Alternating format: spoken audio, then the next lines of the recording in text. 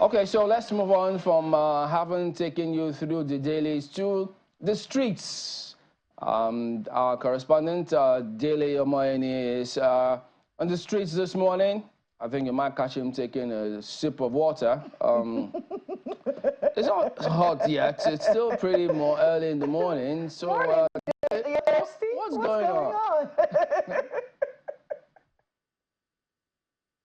Good morning, Chamberlain and Kayla. Good morning. It's always good to see you both.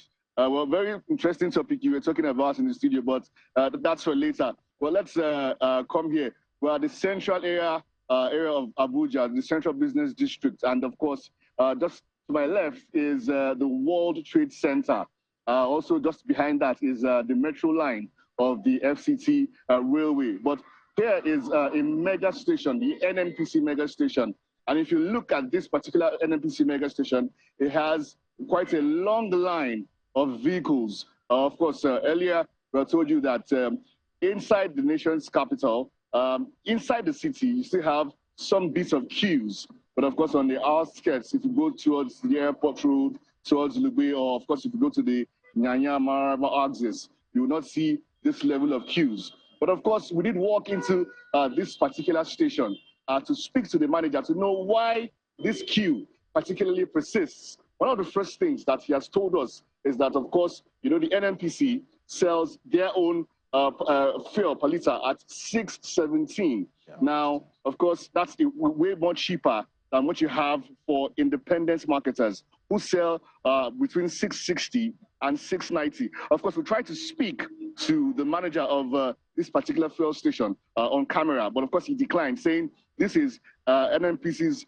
particularly mega station. It's not owned by any franchise. They report directly to NNPC, and so any inquiries we have has to go way back to the NNPC towers. But of course, whilst this line persists, well, guys, Chamberlain and Kayla, to my right, well, you have the popular black marketers, of course, taking advantage of this situation. And I did approach them to ask, well, how much is 10 liters? Of course, he started with 11.5, and then we bargained and we went back and forth, and then it came to 9,000 naira for that 10 liters. So that means that, of course, inside the fuel station, they have it at 6.17, of course, but this is NNPC.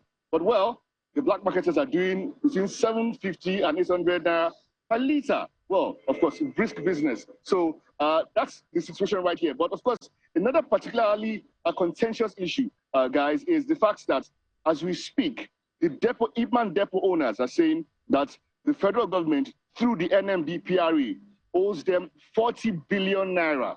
That's a particularly contentious issue. And of course, when we asked NMDPRA about this matter, they said, well, we began to offset these bills. But of course, just like the CBN said, guys, some weeks ago, that they will only clear the backlog of verifiable claims by these depot owners, and that they've started to do between 12 and 13 billion naira to offset that 40 billion naira debts that they owe depot owners, guys.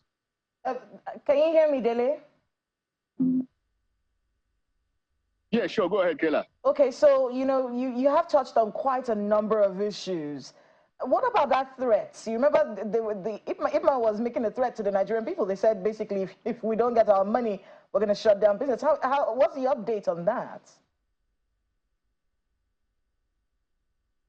Okay, so just like I said quite a while ago, NMDPRA, we spoke to NMDPRA, and they said that they started verifying these claims and that they will only pay for claims that they can verify. And that out of that 40 billion, they're not disputing the fact that they owe depot owners, but that out of that 40 billion, they've started to do between 12 and 13 billion of the claims that they can verify. Now, when we approached the depot owners, the Ipman depot owners, they said, well, there's no claim inside that 40 billion that they cannot verify. And that if they pay some people and they don't pay others, that, well, there's another crisis brewing, Kayla.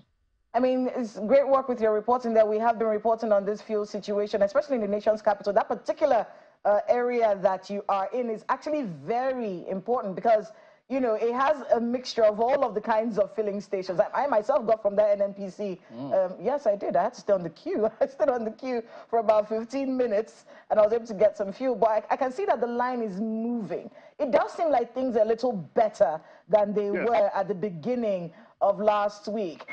What we heard from the regulators was, oh, 2 weeks time. This should be sorted out in about 2 weeks. But it is letting up right now. Do you think it's going to take that long, or are we good in a few days? Okay, well, Michaela, we're actually good because I spoke to the manager of this particular fuel station, and he says they have products back to back. That the only difference is that whilst before they close by 12 midnight sometimes, but now they have to close around 9:30, 10, because by then the products are already finished because they're selling back to back and back to back. And he says like why so many people come to this particular fuel station is because they believe that this particular station, their pumps are not manipulated. So you get your money's worth. And so that's why you see that a lot of people, apart from coming because it's 6.17 per liter, they also are sure that they will get their value's worth of what they buy, Kayla. So, of course, nothing to fear. The products are coming in, yes. Yeah, so, but Dele, did you get any explanation? Why is it that when motorists are usually on the queue waiting to get this product, and sometimes they don't get it, but you always see those boys out there with the jerry cans? Do they work hand in hand with these petrol people? Well, Chamberlain, quite a tricky question. Like I said earlier on the morning brief, in the past 2 weeks, you just find out that the fuel stations say they don't have fuel, but right in front of them, you see these people carrying jerry cans, and you see them everywhere, and they do it brazenly. And so when you ask them, where did you get this fuel from? This particular fuel station that you're standing in front of says they don't have fuel, and they just tell you, we just got it from somewhere, and we can't give you an explanation to that. So, but of course, you know that certainly either the owners of the fuel station or the manager of that fuel station is playing some games, because of course, you can imagine the difference between 6.17 if it's an NNPC fuel station, and of course 750 to 800 per liter, because while it has gone down now, Chamberlain, I can assure you that 2 weeks ago, that 10 liters that you saw was going for between 10.5 and 12,000 naira per liter. So at times, in most cases, you see that they sell for 8,000 naira per liter from 6.17, and even if it's an independent marketer station, at 680, 690 to 1,000 naira per liter. So see the difference. They made a lot of money. But of course, whatever the abracadabra is that's happening, you know that someone exploited the fact that there was some level of scarcity to hold. And a lot of people have said, well, we don't blame these marketers, independent marketers, for doing this. We blame the people who are supposed to regulate them to ensure that no fuel station has the products and is not selling to Nigerians.